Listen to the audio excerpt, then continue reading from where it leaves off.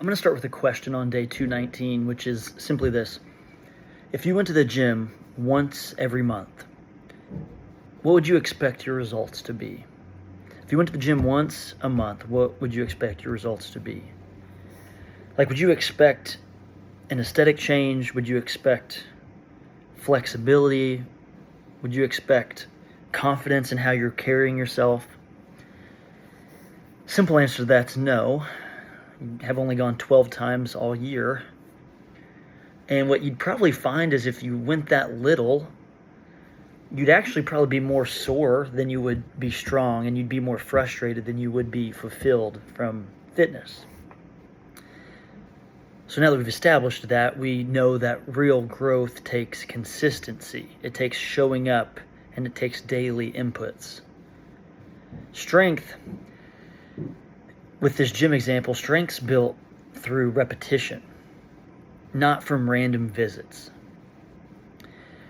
Yet how often do we approach spiritual growth this exact same way? Like, we'll pick up our Bible once a month when it's convenient for us, when we feel like it. But then we wonder why we're spiritually weak. Or we'll pray when life gets hard, those few times a year where life is seemingly hard and you feel like you're in some crisis. But then we ask, like, when we're praying, why does peace feel so far away? Or like we want to lead others and be a good example, and we want to be strong in the storm, if you will. But we haven't trained to do so. And in 2 Timothy chapter 3, verses 16 and 17, Paul is talking about how all Scripture is God-breathed. How it's not just comforting words, but they're training words. So I'll read 2 Timothy chapter 3, verse 16 and 17 now. It says, all Scripture is God-breathed and is useful for teaching, rebuking, correcting, and training in righteousness, so that the servant of God may be thoroughly equipped for every good work. So that us as servants can be equipped to do good work. So again, training here, it's righteousness. Training in righteousness. It implies that we're preparing for something. So it's intentional. It's not just about checking the box and just reading something every day, but it's about who we're becoming in the process of doing that. So again, when people exercise, there's usually a goal in mind. For example, why do athletes train? It's to compete in something. It's to be able to endure. Think about soldiers. Why do they train? It's to be ready for when the battle comes. And then lastly here, why do Christ followers train? As it says there in 2 Timothy, it's to be equipped for every good work. It's to be able to be a vessel for Christ in every situation possible in your life.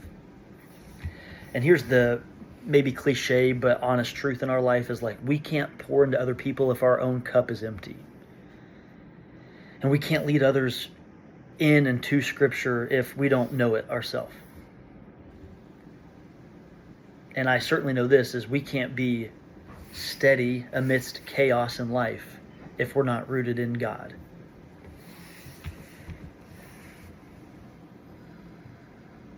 I think, like, the thing about the storms that happen in our life is they don't give us a heads up. There's not like some 3-week, a storm's coming, so start preparing for it now.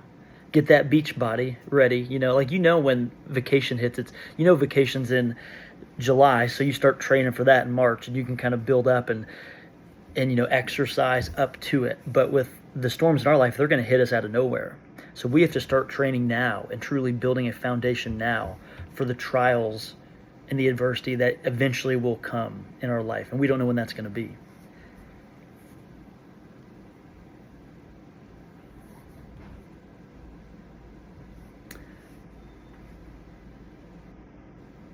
I just think it's the daily inputs. It's showing up and training. And I had a thing on this a couple days ago, is like motivation versus discipline. I'm a huge believer in this. Is like, discipline is showing up because you know it's what's best for you.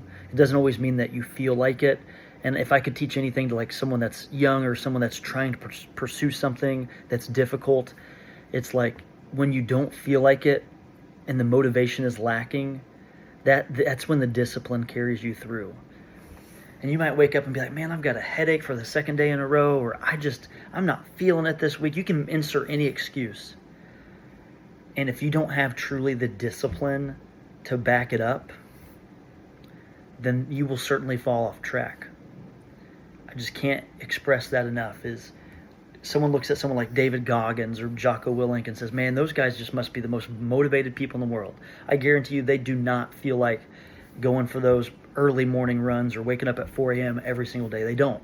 They probably feel like not doing that most days. But if you can build throughout your training routine the long-term habit of doing it, then that discipline is going to pull you through even when motivation's lacking. So just remember that. And I'll just close with this, is like, God is not just working in us for our sake, but I think he's preparing us to be a reference point for others. Like, people in our life will come to us one day when they're in their own storm, and they're going to look at us as an example. They're going to look at our words and our character and our encouragement. And I just pray that I can be spiritually fit enough to be able to lift others up. So again, that's why I don't want to just build some private faith, but I want to build a platform of encouragement for others, like a testimony to be able to help others. And I don't think that starts with some grand moment, but just with that small daily decision to pursue God. All the way back when we talked about Zechariah 4:10, back on December 10th, 219 days ago. It's just the idea of, hey, let's get started and let's keep this thing going so we can show up daily and have these consistent inputs. And then hopefully one day I look back and say, man, I'm really thankful that we built a foundation. Still a long way to go, still far from perfect, but just that daily pursuit that continues to get me excited to be a vessel for Christ, and that's day 219.